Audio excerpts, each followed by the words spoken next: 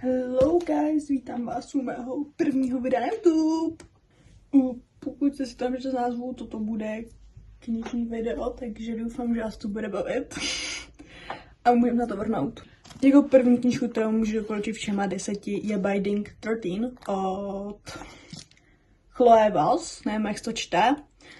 Nebo Kluci 100 jméno, to můžete znát jako tu sérii. Já jsem na něm četla jenom ten první díl, doufám, že ten druhý, ale je to dlouhý, já se bojím, že prostě to nedočtu. I mě to strašně bavilo. Má to nějak cca 700 stran skoro. A jako na to, že já jsem byla v tu dobu pomalej 14, jsem furt, tak jsem to přečetla mega rychle. A je to vlastně o Johnem, který je vlastně na škole nějak jako populární, je to vlastně rugbysta. A vlastně o Shannon, která vlastně to životě vůbec nemá lehký, má furt nějaký problémy a takhle. A je to vlastně strašně smutná knížka. Jakoby takhle, já moc u knížek nebrečím, u týhle jsem brečela teda nějak ke konci, mám pocit. Ale je to fakt jako smutná knížka, těším se na druhý díl, ty postavy mě tam bavily, i ten děj. Opět se tam něco málo štvalo, že tam toho bylo prostě jakoby, že mi přišlo, že ta autorka začne snažila to tam vecpat, ale nějak mi to tady bylo nevadilo, jsem na to zvykla. Takže tyhle jsem vlastně dala 5 z 5. Já jsem myšlenou hnedka doslova. Jako další knížku tu máme Kdyby zůstal se mnou od Laura Noblin. Je i druhý díl, teďka vyšel vlastně do češtiny, ale to je jenom z jeho pohledu, mám pocit. Je to kratoučká knížka, mi přijde. Myslím, že má 350 stránek, což mi přijde v pohodě. Ale pozor, tyhle ty knížky jsou jenom ty kapesničky, protože to je fakt, to je smutný jak něco. Je to vlastně o 2 nejlepších kamarádek z dětství. Je to o Autumn a Finny. Finovi, já nevím. Já nesnáším tyhle ty jména. Když to čtu, tak to umím a pak to chci vyslovit a neumím to. A vlastně oni jsou lepší kamarádi a nějak myslím si, že se navzájem chtějí. Mám to úplně nechci spoilerovat, jestli se to chtěli přečíst. Nějak se chtějí, oba mají vztah, myslím, nebo možná jenom ten kluk, teď jsem jistá. Já jsem četla jak dávno. A vlastně ten konec je nejvíc na tom smutný. A já myslím, že ten jako druhý díl je celá pokračování. A říkám si, to není možné, to mělo pokračování. Já jsem se ho koupil, pak jsem chtěla jenom z pohledu toho Finny. Ale vlastně strašně ta holka, ta Autumn, nevím.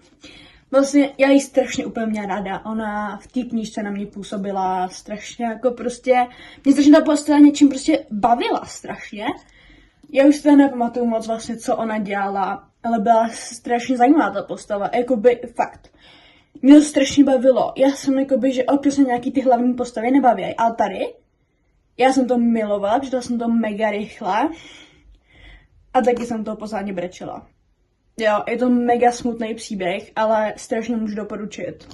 Pokud máte, tady je jako napsáno, že perfektní pro čtenáře je Colleen Hooverový a Jenny Hanové. Jenny Hanová nevím, kde je Colleen, já mám hodně knížek a vím, že je hodně na ní strašný hejt, ale já ji mám ráda. Ale pokud máte rádi Colleen Hooverovou, tak se to klidně přečtěte, protože podle mě to je trošku jiný, ale což je logický. Ale já to miluju. Jo, reálně já bych si k něm přečetla i znova. Kdyby na konci se nestalo, co se stalo. Kdybych to nevěděla, chybně přijít poprvé, tak budu úplně, že prosím, si přečíst úplně poprvé jako v životě. OK, jako další knížku tady mám Šach a mat od Ellie Hazelwood. Vlastně nějak, kterou jsem od ní četla. Mám ji s Ozískový. A já nejsem takový ty, jakoby, nude romantiky, já teďka nejsem tomu říká tady v tom knižním světě. Ale já radši takový ty dark romance víc, když nám to je knížek, ale baví mě to víc, že se něco děje. A tady pokud nemáte tady takovou tu prostě, máte to 18 plus věci a takhle, tak to doporučuju. Jo, mě bavila, dá se mi, myslím si, že 5 z 5, protože tam se nebylo, což mě u nějakých knížek strašně vadí, ale u týdla mi to vůbec nevadilo. Je to vlastně o šachách, nemusíte o nich vědět nic, a stále o nich trošku vím, protože jsem nehrála závodně, ale jakoby pokud je fakt jako absolutně nic nevíte, tak to vůbec nevadí. Zaprý tady vám to trošku vysvětlej. A je to vlastně o šachistovi. A o téhletý holce, která je vlastně taková, mi přijde strašně jako nevinoučka. Ona je prostě taková, že nevýrazná, jo. Ale to vlastně Mallory, která hrála dřív šachy právě. A vlastně nějak mají nějakou soutěž, mám pocit, je tam nějaká moška donutí, I guess, a on je vlastně profesionální šachista. A ona se s ním nějak potom má utkat, myslím si, že to vyhraje, a ona vlastně nad ním nikdo nevyhrál. A potom nějak jakože, já si to nepamatuju, ale mě to bavilo. Ta romantika mezi nima, on ji jako fakt jakože proti jako nějak odháněl a takhle. A ona potom nějak jako taky nechtěla, ale pak jako nějak prostě vodila jemu kouzlu. A už si moc nepamatuju, jak to skončilo, i když jsem to nečetla tak úplně dávno. Není to úplně nedávno, ale není to úplně dávno. Ale strašně mě to bavilo. Pokud to je Ellie Hazelwood, tak asi jako to vás určitě bude bavit. Já jsem o ní tady nic nečetla, jenom tohleto. Měla jsem si v plánu přečíst od ní nějaký jiný knížky, jako tu sérii Hypotéza lásky a takhle. A to jsem si, že mě úplně nebavilo. A mám v plánu si od ní přečíst takový ten Volný pád, nevím, jak se to jmenuje. A uvidím, no, ale toto mě strašně moc bavilo. I když tam nebyla ta prostě ta moje romantika, kterou já mám ráda. Ale teď zase byla strašně cute a já mám ráda i cute romantiku, takže mě to bavilo i kvůli tomu podle mě. OK, jako další, tady máme tuto autorku, která bude tajný hejty, to Colleen Hooverová. Držím to takhle, pes nechtěl ukázat, že moje knížky vodní mám ještě víc, ale já už to neunesu, už teďko. OK, vrhneme se na to po posadě, vezmeme ji rychle, protože mě to taky nemá rádo. Takže budu se snažit být rychlá. Moje první díkře, kterou jsem vodní dostala a která mě dostala i do čtení, je Na mi to končí, je to první díl. Chápu asi, proč lidi to like nemusí, ale moc velký hate mi přijde až na ní, jo. To je knížka smutná, je tam všechno, doslova je tam všechno. Násilí, vztah špatný, vztah dobrý, rodiče, život, všechno. Doslova, ale knížka, tam je všechno. Já i samozřejmě mám i druhý díl. Na mi to začíná kratší vodost. Miluju. Tomu jsem dala 5, tomuhle 4, protože druhý díl. Byl to jako doplňkovej. Mi přijde. A pak mám tady ještě Odvrácenou tvář lásky. A tu pás nebudu komentovat. Já jsem všem knížkám od Colleen dala 5 z 5. Ale nepotřebuji komentář všechny. Tam ty jenom ty, co se mi fakt jako líbily nejvíc, i když jako šímek se mě hvězdiček. Další V kosti srdce. Pokud řeknete, že Colleen je blbá, nebo špatná autorka, a přišli jste si evodní tohoto a na to, když se zrebali, nechápu. Co u ostatních těch to chápu, hlavně u těchto 3, u Na mi to končí, Na mi to začíná Odvrácená tvář lásky. To víš, že hodně lidi to hejtí. A to trošku chápu. Ale u téhle ne. To je tak nádherná knížka. Jo? Je to vlastně, tohoto byla moje první knížka, který jsem vlastně brečela, jo? Je to vlastně o tom, že se nějaký holcem co stane, ona se musí odstěhovat někam, kde jako leto pozad, nějaký, nevím, nějaká prostě lidé moze a takhle. A vlastně její soused je nějaký kluk, do kterého se zamiluje a ona potom jen zjistí nějakou pravdu, kterou nevěděla a ona se mu něco stane a tak to je v pohodě. Víc vám neřeknu, protože to nechci spoilerovat, jo. Ale je to fakt hezká knížka, i to četla hnedka. A to byla moje 3. knížka, kterou jsem kdy četla, jo. A měla jsem to četný hnedka. Takže to můžu doporučit, pokud ji nemáte rádi, zkuste to, prosím. A jestli vám nebude líbit, tak se omlouvám. Ale já ji miluju. Další je tady 9. listopad. Logicky odehrává se to v 9. listopadu a mně se líbí, jak Colleen má jakoby názvy podle těch knížek a potom vlastně zjistíte, co ten název znamená. To miluju. Tohle je o holce klukovi. Ta holka má vlastně tátu nějak, jsou v restauraci a ona se tam s někým seznámí, nějakým klukem, který dělá, že její kluk, i když ho nezná. A oni se každý rok scházejí jenom toho 9. listopadu. Víc vám nepovím, protože to je tak crazy, že to nebudu ani říkat, jo? A moc si toho taky nepamatuju. Já vím, že bych si měla pamatovat ty knížky, které mám ráda, ale ještě pamatuju v hlavě a ne, když musím říkat nahlas. Jsem divná, ano. Jako další, poslední vodní, kterou vám tady představím a je mega karťouška a je to série. A ty další 2 díly pořád nejsou v té češtině a tenhle ten vyšel roku 2014 do češtiny, tak proč už nejsou ty 2? Já to potřebuju. Je to Život 1 báseň. Ale se mi líbí na té sérii, že ono to ty obrázky navazují, že tady máte motýla, pak tam máte střed motýla a pak tam máte druhou stranu motýla. Je to fakt kráťoučká knížka, asi 200 stran. A je to vlastně o 18letý holce, která vlastně se někam odstěhuje se svou rodinou, svou mladší sestrou, myslím, a její mamkou. A nějak ta její mamka má rakovinu, ale to se dozví až jakoby díl. Protože vlastně její mamka někam furt jezdí a ona má nějak strach, že prostě něco se děje, pak zjistí, že vlastně má rakovinu. A vlastně ona tam, její soused i vlastně její učitel na škole nový. No a ona něco k němu začne cítit. Oni tak jako navzájem, ale potom jakoby zjistí, že vlastně jakoby on je její učitel, ona jeho žákyně. Takže vlastně on jako něco spolu budou mít. On potom je jako, ne, už prostě ne. Nemůže to být takhle, mohl by mě vyhodit, takhle, chápem se, no a pak uvidíte sami, jak to skončí. Ten epilog doporučuji si to číst, protože ten je asi o 5 let, potom jakoby později. A je to docela hezký, já jsem ten epilog teda četla jenom z půlky. Ale můžu strašně moc doporučit, fakt tohleto, já jsem toho brečela, mám pocit. Nejsem si jistá, já u těch knížek nebrečím, nebo když jsem nebrečela, teďkon už brečím hodně. Takže teďkon si nepamatuju, vím, že jsem to, ale běžela strašně rychle. A byla jsem zrovna po operaci s nohou, takže jsem nemohla chodit, takže jsem využila toho, že můžu číst non-stop. Nic mě nebavilo. Takže to můžu doporučit velice. Jako další tady máme sérii, kterou podle mě všichni určitě znáte. Je to od Julie Kaplinový. Kaplinová. Jo. Já jsem teď zatím jenom 3 díly, teda 2, co ti čtu. První vlastně díl z této série je Kavárna v Kodani. Zase lepíky. Má se trošku delší to je.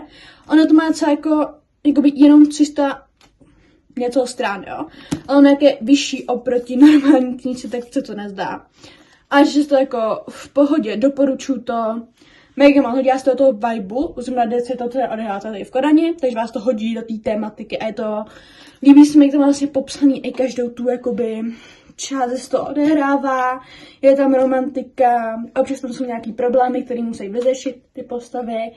A ty postavy mám pocit, že se prolínají do ostatních dílů, což se mi strašně líbí. Samozřejmě nemusí to číst úplně jakoby za sebou, ale já jsem prostě takový člověk, co čte nějakou sérii, tak ji musí číst jako postupně, protože i když třeba říkají, nenavazuje ta série, tak já si musím takhle číst. A toto moc doporučuju. Tady je třeba vtipný příběh o lásce, štěstí a cestování. Ty vás chytne od první stránky, což souhlasím. No a vlastně druhý díl je Pekárna v Brooklynu. Tady jakoby jediný pen, co mohl vadit, což mě strašně vadilo, z začátku pen to zvykla, že to je psaný jenom jinak osobou. Normální knížky jsou psaný, nevím jako osobou, ale i v jiném čase, jo. Tak se nevzpomenu, jak to je tady. Je se píšu normálně v čase knížky a osoba. A pokud to četli, vy mě chápete, pokud ne, tak mě asi nepochopíte. Ale strašně mě to bavilo, jo, ten díl. Nevím, jestli byl lepší, ono jak v čem, něčem byl lepší, než ten první, něčem se mě tolik nebavil, ale to jsem četla díl. Ale tak jako tomu, to jsem četla u školy a to jsem taky četla, jsem měla tu nožku, jo, takže to možná bude tím. Ale celkově Julie Kaplinovou můžu doporučit 100%, protože to je úžasná autorka, přijde mi, že píše strašně jako úžasně prostě, jo. No ale si na to dobrý mega talent, protože umí vtáhnout vás do toho děje. Vy si to umíte i představit podle toho, jak na to popisuje všechno a je to úplně úžasný, jo. Jsem tady na první kapitola a to je Cukrárna v Paříži. Nebo U. To je spíš U. Ne B. Paříži. U Paříži to úplně nedalo jako, ale byla to jako U. No nic. Těžím na to čtu. Ale já mám takový reading slap, nebo jak se tomu říká, prostě čtecí krizi, mě to nebaví číst. Já se k tomu musím zanutit, což není správně, takže se k tomu nenutím a čekám na tu správnou chvíli, až se mi bude fakt chtít. Ale těším se na to určitě, až se čtu, je to zase psaný v tomhletom stylu, což mě docela mrzí, jo. Než se zase na to zvyknu, protože že to jsou normálně knížky, jak se píšou, ale tady, to je zase takhle. Což jako chápu, ale zase mám musela ten první díl dělat taky takhle, nebo udělala stejně jak ty dvě, ten druhý a třetí díl, ten první, Tak to chápu, už budu na to zvyklá u ní, ale já jsem čekala, jsem to úplně zapomněla, že to vlastně napíše od druhého dílu asi takhle.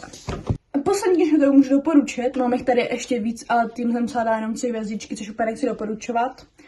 Tak je vlastně jeho banán od Penelope Bloom. No to je vlastně série, ale já ji nikdy nemůžu jen druhý díl. 3., 4., 5., má 5 dílů. Všude jak sehnání, ten druhý nikde. I tu první, ten první jsem skáněla persky, já tak kupuju zásadně knížky na Luxoru, nebo z knihobotu použitý a takhle, ta docela použitá, je to vidět hodně, i když tam psala, že bude dobrá, přišla mi, byla v pohodě. Položila jsem jí do knihovny, ráno jsem se na ní koukla, byla totálně zničená, nevím proč. Jo. A já to miluji, je to fakt kratoučký, takže to je takový dobrý třeba na spaní, se vlastně zasmějete. A je tam romantika samozřejmě, je tam hodně teda ten spelman, ten jeho banán, logicky to se tak jmenuje. Což já jsem si měla strašně bude vadit, že to bude takový kýč. Zčátku mi to vadilo, byla jsem jako, hej, už stačí, jakoby nejsme děti, jo. Ale pak mi to nějak přestalo vadit a byla jsem s ním v pohodě. Chci zběčit ten druhý díl, to je její češničky, myslím. A si to strašně moc přečíst, ale prostě já se to nechci, jako... Chtěla jsem to použít, aby to tam mečovalo z tohoto použitou, která má úplně ty stránky zežloutlý, úplně hnědový takový, úplně zeškrábaná je. Ale zase... Ona se to těžké stáhne i použitý i jako nový, jo, takže já fakt nevím. Ale tohoto se můžu doporučit, to bavilo. A je to vlastně o tom, že to je nějaká holčina, která vlastně dělá pro novináře a má vytáhnout na někoho slavného něco, pardon, jsem si to do prdele. A je to vlastně o holčině, která pracuje jako novinářka a má za úkol na nějakýho týpka vytáhnout nějaký věci, jestli myslí, že dělá nějaký podvody. Tak ona jde jakoby k němu na stáž, protože má velkou firmu, dělá, že je stážistka, jo, je tam. A po 2 měsících nějak jako oni společnou flirtují, jako už od začátku, ale potom se nějak rozjede, že zase budou víc flirtovat. Pak společně něco mít a on potom zjistí, že to je novinářka a že nejde jenom vytáhnout špínu. A já vám nepovím, jak to skončilo. Jako vám to asi dojde jak. Ale i tak. Nepovím vám to. Nebudu spoilerovat, to bude snažit, že někdo spoileruje něco. To je vše. A ty knížky vám doporučuju asi všema 10 jako. Pokud někdo nečte někdo z těch autorů nebo něco podobného, tak asi úplně nevím, jestli můžu doporučit, ale pokud to něco podobného jak já, tak asi určitě doporučuji to číst. Kdybyste měli nějaké otázky ohledně nějaké knížky, napište, já vám třeba popíšu, jestli by se k vám hodila nebo ne, co čtete a takhle. Budu ráda, když dáte like, odběr, napíšete třeba nějaký hezký komentář, doufám, že se na to video moje první líbilo. A budu se ještě asi u dalšího videa na vás. Bye.